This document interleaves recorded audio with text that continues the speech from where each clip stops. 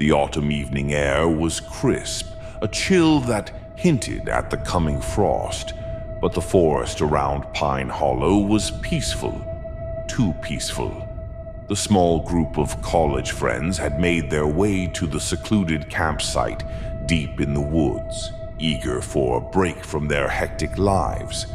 Chloe, Jared, Amanda, and Pete were in their second year of college, and after months of stress from exams and assignments, they had planned this weekend getaway to escape the grind. "God, I love this spot," Chloe said, stretching her arms as she surveyed the clearing. "It's quiet, no one around. Just us." "It's a little too quiet," Pete muttered, setting up the tent. "We're not even near any hiking trails. How is that possible? There's literally no one here." "We'll survive the isolation, Pete," Jared said with a smirk, tossing a bag of marshmallows to Amanda. "Besides, we've got everything we need."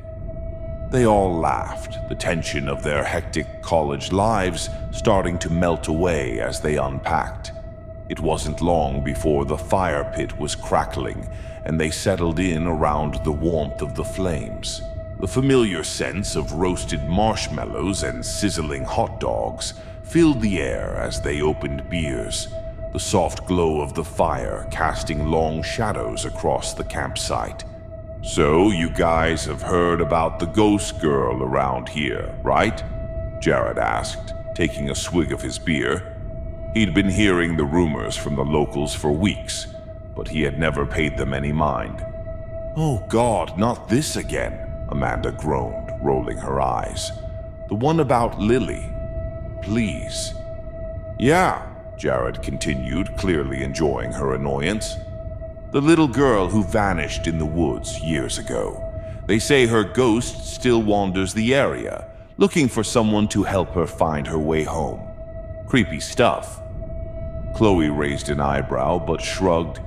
"It's just a ghost story, right? I mean, it's probably some local myth. But if we're being honest, I kinda love the idea of a creepy ghost haunting a quiet campsite." Pete looked up from his phone, where he'd been texting someone, and laughed. "You know, I bet we could totally summon her with a Ouija board or something." The others turned to him, a mix of surprise and curiosity in their expressions. Pete wasn't usually the one to suggest anything out of the ordinary, but the idea seemed to amuse him. "I didn't bring one," Chloe said with a grin, "but Jared did, didn't you?" Jared pulled a worn wooden Ouija board out of his bag, an old relic from his aunt's collection. The edges were frayed, and it looked like it had seen better days, but it was clearly well loved. "I figured we might as well," he said, setting the board down on the ground between them. "We're out here, might as well have some fun with it, right?" Amanda made a face but leaned forward. "I mean, it's just a game, right? We all know it's fake." "Yeah, totally fake," Chloe agreed, though there was a glimmer of excitement in her eyes. "I'm in." "All right, let's see what happens," Jared said with a grin. "I'll ask the first question." They placed their fingers lightly on the planchette, watching it settle into place. "Is anyone there?" Jared asked in a teasing tone. The planchette moved, slowly at first, creeping across the board in tiny, deliberate motions, and halted at yes. Chloe's eyes widened.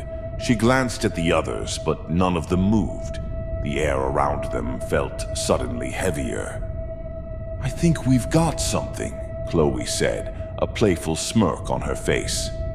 "Okay then, who are you?" The planchette shifted again, its movements erratic as it spelled out one word: Lily. The wind picked up slightly, making the fire flicker, but the group was completely absorbed in the activity on the board. Chloe leaned closer, her voice dropping a little. "What do you want, Lily? Why are you here?" The planchette jerked, then spelled out H-E-L-P, help. It was quick, forceful, and the chill in the air intensified as the words appeared, setting a nervous tension in the group. Amanda frowned. This is weird, right? Yeah, Pete said, his voice a little unsteady. I didn't think it'd actually... Before anyone could finish, the board seemed to tremble beneath their fingers. The planchette jerked violently, this time darting back and forth to spell out, leave. The group froze, exchanging glances. The message was clear. But who was speaking? Was it Lily? Chloe hesitated, her fingers still resting lightly on the planchette. Lily, she whispered, is that you? Why do you want us to leave? A moment ago, you asked us to stay. The planchette began to move again, this time spelling stay. But as the last letter of the word slid into place, the board shook so violently that the planchette skidded off to the side. Chloe quickly placed the board back in the center and placed the planchette back in the center. Okay, this is not funny anymore, she said, her voice a little shaky now. What the hell is going on? The air around them grew frigid. The fire flickered low as the board moved once more, this time spelling out a single chilling command. Leave or die. Chloe's fingers recoiled from the planchette. All right, Amanda said, standing up, her voice barely above a whisper. I think I've seen enough. I want to go home. No, Chloe said quickly, shaking her head. We're not done here. We can't just...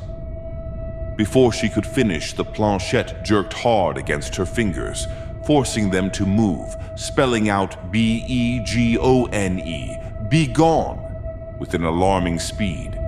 Chloe sat back, feeling a cold sweat break out on her brow. Something was wrong. The chill in the air felt unnatural, like the temperature had dropped far below the normal fall evening cold. The fire flickered and dimmed. All right, I'm with Amanda. Let's get the hell out of here, Pete said, standing up abruptly. His voice was sharp with panic now. I don't care what's going on. I'm done with this crap. The group stood up quickly, stumbling over their bags and tripping over the uneven ground as they packed their things. The air was thick, oppressive, like something was waiting just beyond the edge of their sight, holding them in place. But Chloe remained where she was, staring at the board. She couldn't shake the feeling that something was still there, something they hadn't yet understood. She needed to know. They couldn't leave Lily trapped in the woods, not like this. She dropped down again, her fingers trembling as they hovered over the planchette. Lily, we're not leaving, she whispered. Tell me what you need. Do you need help? She reached into her collar and pulled out a silver cross on a chain wrapped around her neck and let it hang down in front of her. The trees by the campsite rasped violently. The planchette jerked again, this time moving on its own, then moved with unnerving force, sliding across the board as it spelled out, "The child is mine." The words sent a shiver down Chloe's spine. The message was so different, so much darker than anything she'd expected. Her heart pounded as it moved again, spelling out a new terrifying phrase. She is mine. Chloe's breath caught in her throat. Who are you? She yelled, her voice barely audible as she felt the temperature drop even further. The board moved, the planchette sliding quickly. She is mine. The fire sputtered violently as the chill became unbearable. Chloe looked up at her friends who were gathered near the car, watching her with fear in their eyes. They were already moving toward the vehicle, but Chloe stood frozen, her eyes locked on the board. The message was clear. This wasn't Lily. It wasn't just a ghost. This was something far more sinister, something that wanted them gone. "I'm not leaving," Chloe said, the words coming out in a hoarse whisper. "I can't just leave her there. We have to help her." Chloe turned back to the board, determined, rubbing her cross. She would return. She had to return. But this time she would bring help.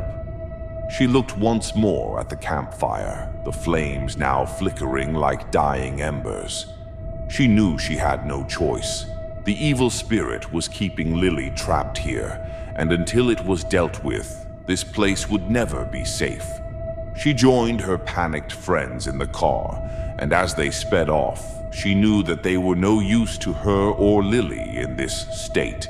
But she made a choice deep within her soul that, by nightfall tomorrow, she would return, and she would make certain that Lily's voice would be heard.